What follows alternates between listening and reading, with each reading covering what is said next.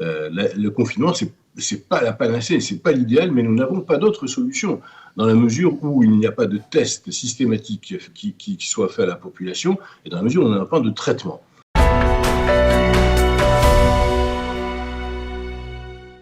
Bonjour Josrienne. Bonjour à vous. Bonjour à tous vos auditeurs. Voilà, alors on voit que, on ne voudrait pas être trop optimiste, mais que le confinement commence à porter ses fruits, en tout cas dans la majorité du pays d'Israël, à part certains quartiers qui ont fait un peu de résistance. Ça vous fait plutôt chaud au cœur? Vous êtes plutôt optimiste? Oui, je suis optimiste. Je suis naturellement optimiste. Je suis un médecin optimiste. Durant toute ma carrière, que ce soit en tant que gériatre ou en tant que spécialiste de maladies infectieuses et parasitaires, j'ai rencontré un certain nombre de problèmes et de pathologies. J'ai jamais rencontré, bien sûr, une épidémie de ce type. La dernière épidémie, il faut le rappeler, la dernière pandémie et la grippe espagnole, elle date d'un siècle. C'est-à-dire qu'il n'y a aujourd'hui personne de vivant qui ait connu réellement la pandémie. Donc, pour l'humanité, pour notre monde, c'est la première fois que nous sommes confrontés à une situation de ce type. Alors je suis raisonnablement optimiste parce que les données que nous avons, les informations que nous avons sont maintenant de plus en plus précises et les épidémiologistes chinois, italiens, français commencent à avoir des données très intéressantes qui sont fournies et qui renvoient également à l'expérience des médecins israéliens qui est importante. Aujourd'hui, on sait que 98 voire 99% de la population atteinte guérira. Donc c'est quand même quelque chose qui est plutôt optimiste. En Israël, vous parlez. En Israël, c'est ça? Dans le monde. Dans le monde. D'accord. Dans le monde. Okay. À condition que les règles de sécurité qui ont été prônées et maintenant qui sont exigées soient respectées. Car on sait aujourd'hui que dans la mesure où nous n'avons pas de traitement encore validé, on peut en parler si vous voulez, mais vous l'avez fait, et puis tout le monde est maintenant informé de ce qui se passe.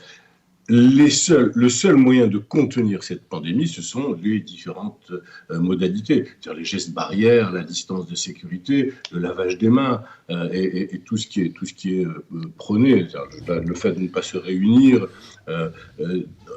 Toutes ces mesures sont les seules mesures aujourd'hui qui, sur le plan médical, sont la certitude que nous n'aurons pas une pandémie qui explosera plus que ce qu'elle n'a explosé. Alors justement, quand même, docteur Josrienne, alors ce confinement, on voit qu'il donne ses fruits, mais on ne peut pas rester éternellement dans cette situation de confinement.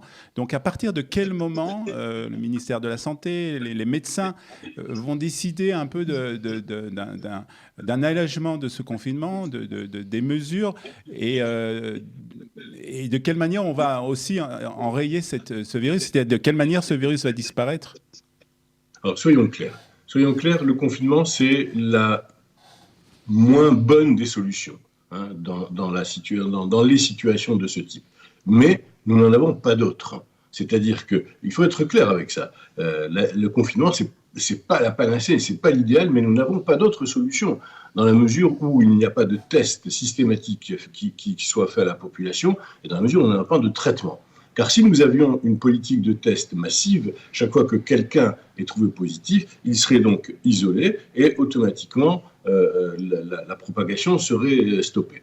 Voilà, c'est la thèse du docteur Raoult qui dit que le confinement, pour lui, c'est pas une bonne chose. Enfin, en tout cas, on va en parler. Voilà, oui, parce que pour lui, il faudrait isoler seulement les personnes malades et laisser les personnes bien portantes. Voilà. Mais il faut des tests. Écoutez, c'est exactement ce qui s'est passé dans les pays qui sont sortis du confinement, que ce soit qui sont sortis de la pandémie, que ce soit Hong Kong, que ce soit Singapour, que ce soit la Corée du Nord. La Corée du Sud, bien sûr, ou le Japon, où il y a eu une politique de tests massif, c'est-à-dire tout le monde, ou presque, a été testé, et dès que les personnes étaient testées, elles étaient automatiquement mises en quarantaine avec un confinement strict. Parce qu'il n'y a pas d'autre solution. Alors, parce qu'il n'y a pas cette test, donc on est obligé d'être confiné à cause du manque de tests. Parce que nous n'avons pas assez de tests.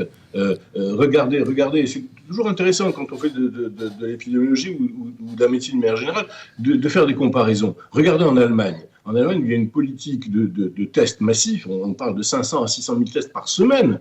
Eh bien, il y a des chiffres qui sont bien moins dramatiques que ce qu'il y a en France, en Italie, par exemple. Donc, ça veut dire que là, nous avons un exemple intéressant. Mais le virus reste, même quand on fait le confinement, le virus reste. Donc, comment à partir d'un moment, il va falloir quand même l'éliminer d'une certaine manière. Je réponds à votre question. Alors, je réponds à votre question. Et donc, la sortie du confinement se fera quand le flux des personnes atteintes arrivera à l'hôpital, déjà, pour répondre directement, et quand, au niveau des tests, les tests qui seront faits dans la population commenceront à être négatifs. C'est ça, ce sont les deux critères qui nous permettront de dire que nous commençons à sortir de la pandémie et que nous pouvons recommencer à avoir une activité normale.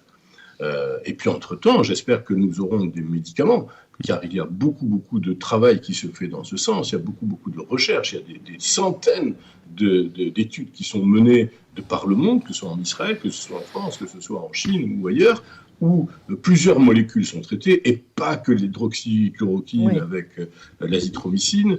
Il y a d'autres médicaments qui sont testés, et j'espère que dans les 8 jours, d'ailleurs c'est ce qui est annoncé, dans les 8 jours qui viennent, on pourra commencer à avoir des retours sur ces études-là. Et là, c'est un espoir qui est apporté, qui nous est apporté. Et c'est pour ça que je dis, il faut espérer que cela se cesse et que nous sortions rapidement de cette pandémie. Donc je suis optimiste. Je suis optimiste à condition vraiment de respecter les règles de santé. Les règles de confinement. Ok, maintenant c'est vrai qu'il y a quand même parfois des malades qui arrivent dans des états graves aux urgences, à l'hôpital, et là on est confronté à un manque de matériel criant, notamment pour le personnel soignant, manque de respirateurs, et c'est vrai que c'est un peu au petit bonheur la chance malheureusement. Alors écoutez, à ma connaissance, et pour le moment en Israël, nous ne manquons pas de matériel de réanimation. En tout cas, je n'ai pas d'informations précises là-dessus, mais c'est vrai que les masques, au début, il y a une semaine, 15 jours, il y en avait moins, mais aujourd'hui, il y a des masques partout. Il y en a même dans des macolettes, il y en a dans des épiceries. Donc, aujourd'hui, le problème des masques est plutôt réglé, et ça ne posera pas de problème. Tout le monde peut en acquérir, et à des prix qui ne sont pas prohibitifs. En ce qui concerne le matériel de réanimation, l'État d'Israël a mis le paquet, si j'ose dire, et puis même les services secrets s'y sont mis et sont en train de rapatrier un certain nombre de respirateurs, et donc j'ai bon espoir que nous n'en manquions pas. Et puis, si vraiment les choses commencent à s'amender, on aura de moins en moins besoin de respirateurs. D'accord. Ça me semble important. Je voudrais qu'on revienne sur un sujet important et qui est aussi important à vos yeux, c'est la population âgée, les personnes âgées qui doivent absolument rester confinées chez eux. C'est vraiment une consigne très, très importante. Hier, j'ai dû faire quelques courses au supermarché et je me suis rendu compte qu'il y avait encore beaucoup de personnes âgées qui sortaient, qui allaient faire leurs courses. C'est un véritable danger, en fait, pour eux. C'est lamentable. C'est une catastrophe. Mais pas que les personnes âgées. Moi je voudrais vraiment insister.